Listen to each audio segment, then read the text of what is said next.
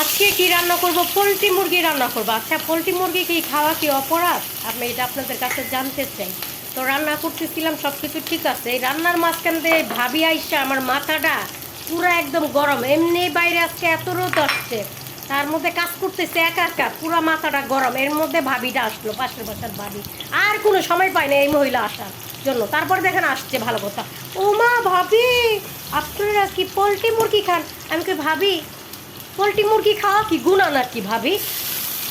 না ভাবি, আমি পোলট্রি মুরগি খাই। আমি আবার আপনাদের মতন বলি না যে আমি খাই না। না, সত্যি ভাবি, আমি পোলট্রি মুরগি খাই। পোলট্রি মুরগি খাওয়া কি গুণা নাকি? আর মানুষে যে আরেক বিড়ের জামাইকে এনে যে সংসার করে, ওইটা কি মানে যে এভাবে বলছি কথাটা, ভাবির মুখ হয়ে গেছে আঙ্গার।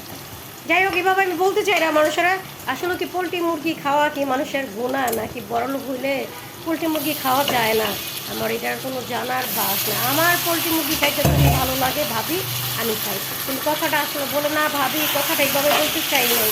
বলছি না ভাবি, এমনিতেই আমি এমনিই বলছি। আপনাকেও আমি ভাবি এইভাবে বলতে চাই না, মানে কথার পিছিয়ে কথাটা চলে আসছে।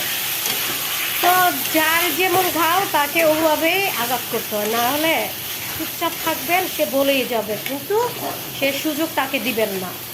তো আজকে ভাবিকে একদম দিয়ে দিছি কড়া কড়া জবাব, মানে লেগে গেছে তার ভালো মতন।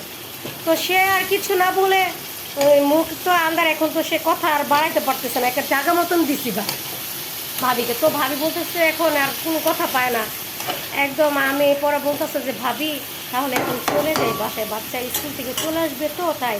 তা আমি আর কিছু বলি না, আমি বলছি হ্যাঁ ভাবি যান, আমি তো এখন কথা বলতে পারবো না, দেখেন আমি রান্না করতেছি, খুবই ব্যস্ত আছি। এখন বেডিরে তো আমি এক কথা কইয়া বেডির অন্তরটা জ্বালাই লাইছি। এখন বেডি কি আর আমার কাছে থাকবে কথা বলতে? মিজাজটাই গরম করে ফেলছে এক কথা। এমন গরম হয়েছি ভাই, বলার বাইরে না। যাই হোক, বাদ দিলাম। কিন্তু আজকের এই পোলট্রি মুরগির রান্নাটা খুবই সুন্দর ছিল। কারো যদি পছন্দ হয় আমার মতন রেসিপিটা দেখে রান্না করবেন, তো অবশ্যই রান্না করে কমেন্ট করে জানাবেন। তো আজকে এই পর্যন্তই শেষ করলাম। ভালো থাকবেন। আর আমরা বাঙালি আলু ছাড়া একদম চলতে পারি না, এটা বাস্তব। আর যেহেতু আলু দেয়, বাচ্চা কাচ্চা যদি বাসায় ছোটো বাচ্চারা থাকে, তাহলে তাদের জন্য অসুবিধা হয়ে যায়। আলু দিয়ে একটা চিকেন দিয়ে ভাত খাওয়া যায়, এর জন্য আলুটা আসলে সত্যি আমরা সবাই পছন্দ করি। এমন কোনো মানুষ নাই যে আলুটা পছন্দ করে না। আলুটা বেশিরভাগ মাংসতে দিলেই আলুটা বেশি মজা লাগে। আর আলুর টেস্টটা মাংস, যে কোনো মাংস রান্না করলে আলুর টেস্টটা অবশ্যই বাইরে যায়, এটাই মনে হয় সত্যি, আমি যেটা জানি।